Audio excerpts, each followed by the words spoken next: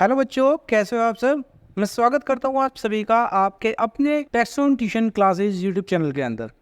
दोस्तों, आज हम स्टार्ट करने वाले हैं अपनी अकाउंट्स और जिसमें हम बिल्कुल बेस से स्टार्ट करेंगे।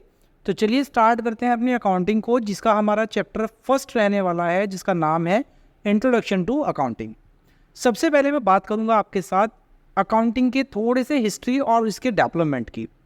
तो जो आपकी अकाउंटिंग है ये सबसे पुराना सिविलाइजेशन है और बेबीलोनिया और इजिप्ट जो कि 4000 बीसी के अराउंड थे, वहाँ पर सबसे पहले अकाउंटिंग को स्टार्ट किया गया था। और उस वक्त पे जो अकाउंटिंग की जाती थी वो की जाती थी जैसे कि आप वेजिस पेमेंट करते हैं या टैक्स की पेमेंट करते हैं तो उसको क्ले टैबलेट्स पे लिखा जाता था। क्ले टैबलेट्स का मतलब है कि मिट्टी की आपकी टैबलेट्स टाइप में होती थी, उनके ऊपर इसको रिकॉर्ड किया जाता था। तो इजिप्टियन जो हैं वो सबसे पुराने हैं जिन्होंने अकाउंटिंग को इस्तेमाल किया था।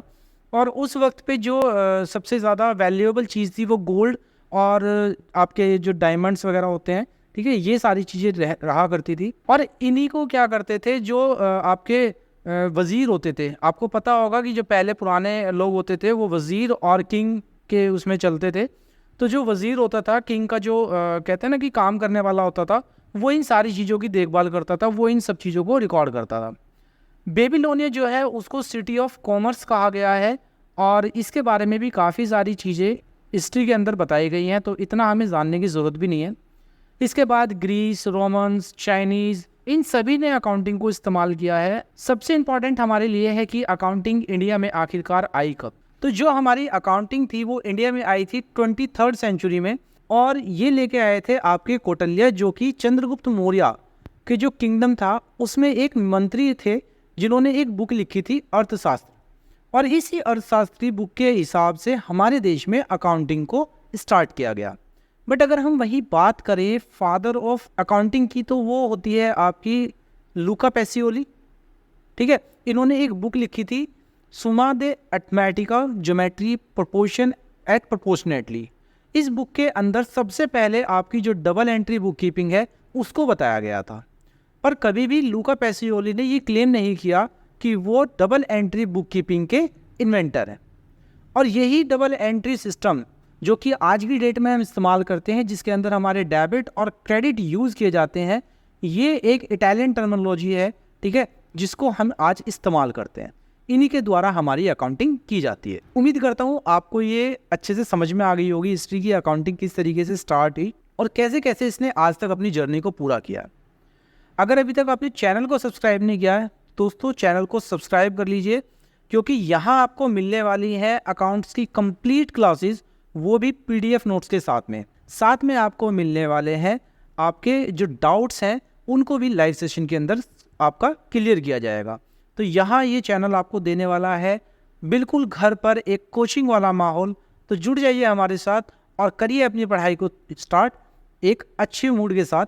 चलिए अब स्टार्ट करते हैं अपनी अकाउंटिंग को। अगर मैं अकाउंटिंग की बात करूं तो जो सबसे बड़ा इंस्टीट्यूट है अकाउंटिंग का दुनिया के अंदर वो है American institute of certified public accountant, जिसको हम बोलते हैं AICPA। इन्होंने एक डेफिनेशन दी थी, डेफिनेशन आपकी स्क्रीन के ऊपर है। उसमें इन्होंने कहा था कि अकाउंटिंग एक आर्ट है जिसमें हम रिकॉर्ड करते हैं, क्लासीफाई करते हैं, समराइज करते हैं ट्रांजेक्शन्स को एक सिग्निफिकेंट मैनर में।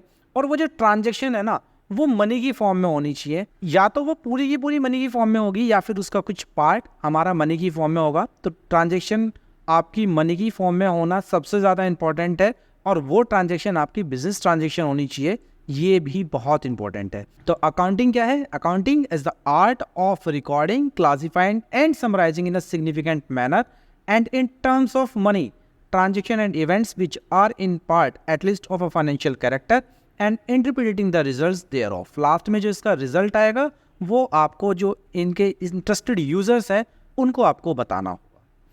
नेक्स्ट हमारा आता है सबसे इंपॉर्टेंट चीज़ जो कि आपसे पेपर में पूछी जाएगी। ये डेफिनेशन आप बिल्कुल अच्छे से याद कर लीजिएगा। अगर आपने ये डेफिनेशन याद कर ली तो कैरेक्टरिस्टिक्स आपके ऑटोमेटिकली आपको याद हो जाएंगे। सबसे पहला आपका आता है identifying financial transactions and events. सबसे पहले आपको अपनी फाइनेंशियल ट्रांजेक्शन और इवेंट्स को आइडेंटिफाई करना है कि कौन सी हमारी बिजनेस ट्रांजेक्शन्स है और कौन सी बिजनेस ट्रांजेक्शन्स नहीं है। देन हम उन ट्रांजेक्शन्स को मेज़र करते हैं इन टर्म्स ऑफ मनी। जैसे आप कभी भी पेट्रोल डलवाने के लिए जाते हैं बाइक या स्कूटी के अंदर, तो पेट्रोल किस में डलता है? लीटर्स में। अगर आप जाते हैं दुकान पर चीनी लेने के लिए, शुगर लेने के लिए जाएंगे, तो वो आपको मिलेगी केजी के अंदर। तो इसी तरीके से हमारी जो बिजनेस ट्रांजेक्शन होती है उसको हम मेज़र करते हैं इन टर्म्स ऑफ मनी। अगर मनी की फॉर्म में आपकी कोई ट्रांजेक्शन है तो आप उसको रिकॉर्ड करेंगे, नहीं है तो आप उसको छोड़ देंगे। रिकॉर्डिंग ऑफ ट्रांजेक्शन हमारा थर्ड पॉइंट होता है। अगर आपको पता लग गया है कि आपकी ये बिजनेस ट्रांजेक्शन है और ये मनी की फॉर्म में भी है, देन आप उस ट्रांजेक्शन को अपने बुक्स ऑफ अकाउंट्स के अंदर रिकॉर्ड कर लेंगे। बुक्स ऑफ अकाउंट्स हम अभी आगे पढ़ेंगे, ये हमारे आगे के चैप्टर है, तो बिल्कुल भी घबराने की ज़रूरत नहीं है।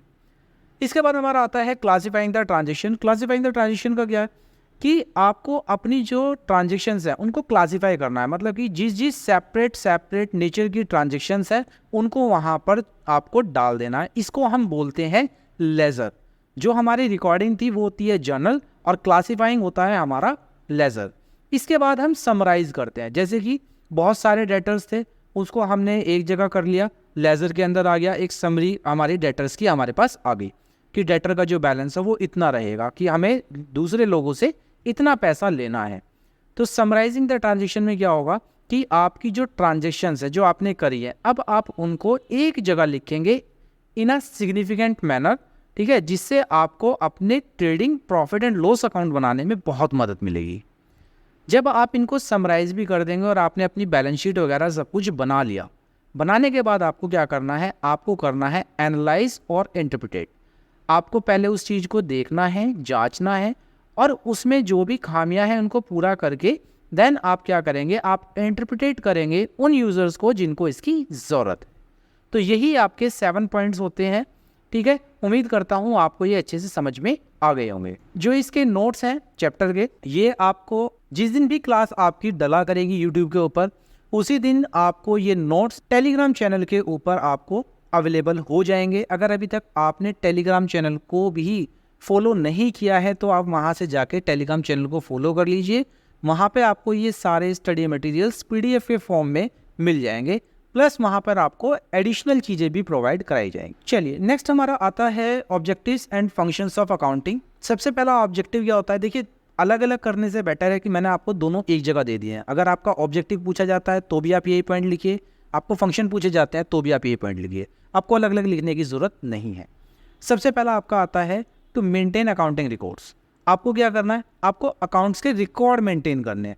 पहला काम तो हमारा यही है अकाउंटिंग का, कि हमें अपनी अकाउंटिंग एक सिस्टमेटिक तरीके से करनी है। दूसरा क्या आता है कि हमें अपने प्रॉफिट एंड लॉस को जानना है, कि हमने जो पूरे साल काम किया हमें प्रॉफिट हो रहा है या हमें लॉस हो रहा है, तो इसको जानने में अकाउंटिंग आपकी मदद करेगी। थर्ड आपका आता है to determine the financial position, कि आज आपकी फाइनेंशियल पोजीशन कैसी है। अगर आज आपके जेब में 10,000 रुपये पड़े हैं तो आपकी फाइनेंशियल पोजीशन अच्छी है। अगर आपकी जेब में सिर्फ 10 रुपये पड़े हैं तो आपकी फाइनेंशियल पोजीशन काफ़ी वीक है, ठीक है। तो इस तरीके से मेज़र करते हैं। और फाइनेंशियल पोजीशन की जब भी बात आए तो आप ध्यान रखना, बैलेंस शीट की बात होती है। ये बैलेंस शीट वगैरह क्या होता है सब पढ़ोगे आप, बिल्कुल भी टेंशन लेने की ज़रूरत नहीं है। जितनी भी चीज़ें बताता जा रहा हूँ उनको आप बस करते जाइए। आपकी अकाउंट्स की बहुत अच्छी और स्ट्रॉन्ग प्रिपरेशन मैं कराने वाला हूँ। नेक्स्ट पॉइंट आता है communicate the information to user. अभी जो हमने अकाउंटिंग की है उससे जो रिजल्ट्स निकल के आए हैं, उन रिजल्ट्स को हमें उन लोगों को बताना है जिनको हमारी अकाउंटिंग या फिर हमारी कंपनी के अंदर इंटरेस्ट है। जैसे कि इन्वेस्टर्स होते हैं। इन्वेस्टर आपको पैसा कब देगा? जब उसको पता लगेगा कि आपकी कंपनी बहुत अच्छा प्रॉफिट अर्न करती है और आप उसको टाइम से रिटर्न दोगे, उसका पैसा यहाँ पर बढ़ने वाला है, तो वो आपको पैसे देगा। तो यही होता है कम्युनिकेट टू यूज़र्स। तो जो हमारे यूज़र्स हैं उनको हमें कम्युनिकेट करना है कि हमारी फर्म ने इस साल ये काम किया है। नेक्स्ट आता है assist to management. Assist to management का मतलब क्या है कि जो हमारा मैनेजमेंट है अब उसको भविष्य के लिए क्या करना है? अपनी प्रिपरेशंस करनी है, अपनी स्ट्रेटजीज बनानी है, अपने गोल्स बनाने हैं। तो वो कैसे बनाएगा? वो बनाएगा अकाउंटिंग के बेस। हमने पिछले साल 10,000 रुपये की सेल की थी, हमारा नया बिजनेस, हमने 10,000 की सेल की। अब इस महीने हमारा टारगेट होगा हम 15,000 की सेल करें। तो उस 15,000 की सेल को जो करने का तरीका होगा वो हमें पिछले महीने की सेल से पता लगेगा। हमें पता लगेगा कि हमने कहाँ कहाँ गलतियाँ करी और किस किस तरीके से हम अपनी सेल्स को बढ़ा सकते हैं। तो मैनेजमेंट को बहुत मदद होती है अकाउंटिंग से ये समझने के लिए कि हमें आगे क्या करना है। नेक्स्ट हमारा आता है help to meeting legal requirements. Legal requirements का मतलब क्या है, जैसे आपका टैक्सेशन है, आपको जीएसटी पे करनी है। अब आप अकाउंटिंग नहीं करेंगे तो आपको कैसे पता लगेगा कि आपके ऊपर कितना टैक्स बन रहा है, आप कैसे भरोगे? आपको इनकम टैक्स पे करना है, आपको नहीं पता लगेगा कितना टैक्स पे करना है। तो आपको बहुत मदद करेगी अकाउंटिंग। जैसे सपोज करिए कि अगर 10,000 रुपये कमाने पे 1,000 रुपये टैक्स देना होता है, आपने अकाउंटिंग की, आपने देखा जी हमने तो 20,000 रुपये कमा लिए, तो आपको कितना टैक्स देना है? 2,000 रुपये। ये आपको मदद करती है कि आपको एक्चुअल में कितना टैक्स देना है, उन लीगल रिक्वायरमेंट्स को पूरा करने में आपकी बहुत मदद करेगी। लास्ट आता है to protect business assets. Business assets का मतलब क्या है कि सपोज करिए आप कोई मशीनरी खरीद के लाए, अब वो मशीनरी जो है वो जब चलेगी तो वो घिसेगी, घिसने की जो घिसावट होती है उसको अकाउंटिंग टर्म में बोला जाता है डेप्रिसिएशन। अब वो जो डेप्रिसिएशन है वो हर साल घटेगा। अब आपने जो है एक अकाउंटेंट रखा हुआ था, वो भाई साहब चतुर, वो क्या कर रहे हैं, वो आपको जो है लगना चाहिए डेप्रिसिएशन 10%, हर साल 10% मशीनरी कम होगी, वो भाई साहब कर रहे हैं 20% कम, आपको पता ही नहीं है कर क्या रहे हैं। तो अगर आप अकाउंटिंग करेंगे तो वो 10% ही लगाएगा, आप अकाउंटिंग नहीं करेगा तो वो अपनी मर्जी से उस मशीनरी को ख़त्म कर देगा और कहेगा जी सर ये तो ख़राब हो गई, नई मशीनरी ले आओ। तो इससे बिजनेस को घाटा होता है, बिजनेसमैन को पता नहीं लगता क्या हो रहा है बिजनेस में। तो अकाउंटिंग जो है वो आपको मदद करेगी अपनी बिजनेस की एसेट्स को बचाने के लिए भी। तो आज की क्लास में हम रखेंगे इतना ही। नेक्स्ट क्लास हमारी इसी चैप्टर का सेकंड पार्ट होने वाला है, तो जुड़े रहिए मेरे साथ। और अगला पार्ट भी आपका कल आ जाएगा। आपको Monday to Friday regular classes यहाँ पर मिलेंगी, रेगुलर नोट्स मिलेंगे। सैटरडे संडे आप बैठ के अपनी इन सभी चीज़ों को प्रिपेयर कर सकते हैं। अगर फिर भी आपको कोई डाउट रह जाता है तो जैसे आपको सपोज करिए इस वीडियो के अंदर जो आपको पढ़ाया गया है, आपको इसके रिगार्डिंग कोई डाउट है तो आप इसी के कमेंट सेक्शन में अपने डाउट को भेज दीजिए। चलिए मिलता हूँ आपसे अगली क्लास में, तब तक के लिए thank you and bye bye.